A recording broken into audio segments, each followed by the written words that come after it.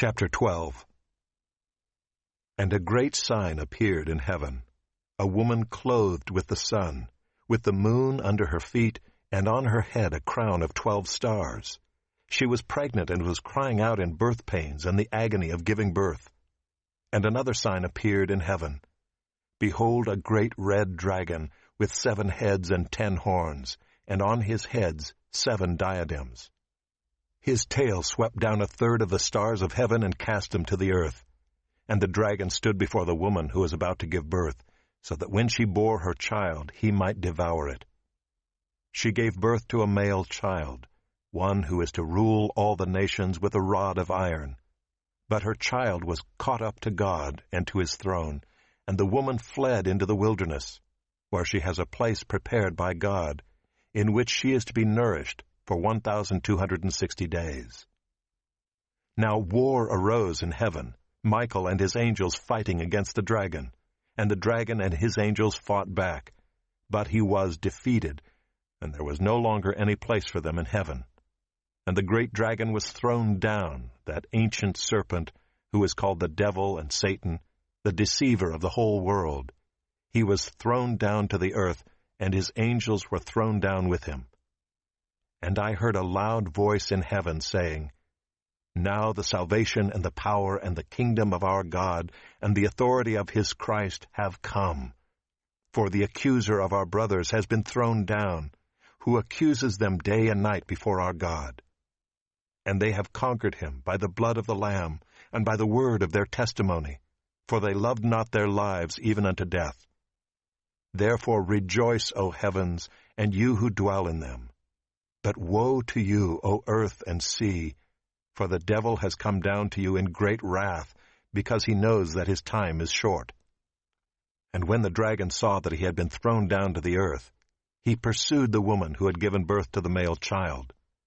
But the woman was given the 2 wings of the great eagle, so that she might fly from the serpent into the wilderness, to the place where she is to be nourished for a time, and times, and half a time.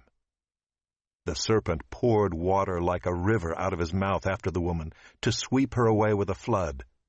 But the earth came to the help of the woman, and the earth opened its mouth and swallowed the river that the dragon had poured from his mouth. Then the dragon became furious with the woman, and went off to make war on the rest of her offspring, on those who keep the commandments of God and hold to the testimony of Jesus. And he stood on the sand of the sea.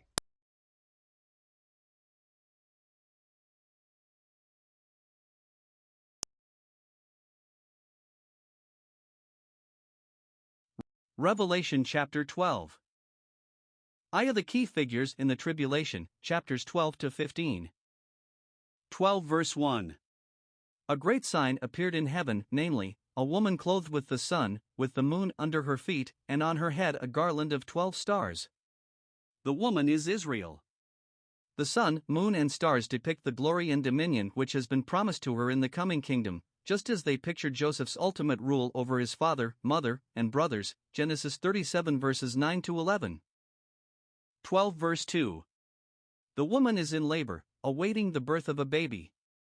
Much of the history of Israel is telescoped in these verses, with no indication that time gaps exist between events, or that the events are necessarily in chronological order.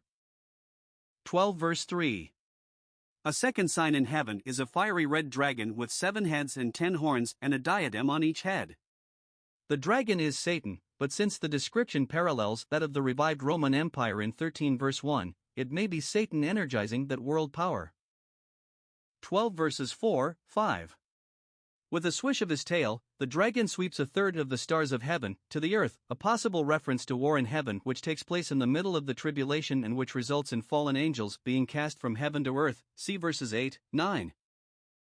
The dragon is ready to devour the child as soon as he is born, fulfilled in the attempt of Herod the Great, vassal of Rome, to destroy the newborn king of the Jews. The male child is clearly Jesus, destined to rule all the nations with a rod of iron. The record here jumps from his birth to his ascension. 12 verses 6. The present church age is passed over between verses 5 and 6. In the middle of the tribulation, a portion of the nation of Israel flees to a secret place of refuge in the wilderness. Some think it is Petra. These people remain in hiding for 3.5 years. 12 verses 7. War breaks out in heaven with Michael and his angels on one side and the dragon and his angels on the other. This is in the middle of the tribulation. Michael, the archangel, is associated with the affairs of the nation of Israel, Daniel 12 verse 1. 12 verses 8, 9. The dragon is so thoroughly defeated that he loses any right of access to heaven. He and his minions are cast down to the earth. This is not his final fate, however, see 20 verses 1 to 3, 10. Notice John's description of him, the great dragon, that serpent of old, the devil, Satan, the one who deceives the whole world. 12 verse 10. The eviction of the dragon is followed by a loud cry in heaven that God's triumph and the day of his people's conquest have come. This anticipates the millennial kingdom.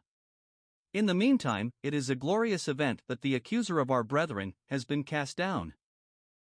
12 verses 11. The announcement continues. Persecuted Jewish believers overcame the evil one by the blood of the Lamb and by the word of their testimony. Their victory was based on the death of Christ and their testimony to the value of that death. In faithfulness to him, they sealed their testimony with their blood. 12 verses 12, 13. The heavens can rejoice over the dragon's departure, but it is bad news for the earth and the sea. The devil knows his time is short and he is determined to pour out his wrath as widely as possible. The dragon's spleen is vented especially against Israel, the nation from which the Messiah came. 12 verse 14. The faithful Jewish remnant is given 2 wings of a great eagle, enabling it to escape quickly to its wilderness hideout. Some have conjectured that these wings speak of a great air force. There the remnant is cared for and protected from the serpent's attacks for 3.5 years, a time, times, and half a time. 12 verses 15, 16. In an effort to foil Israel's escape, the serpent causes a great flood to follow the people, but an earthquake swallows the water and the devil is outwitted. 12 verse 17.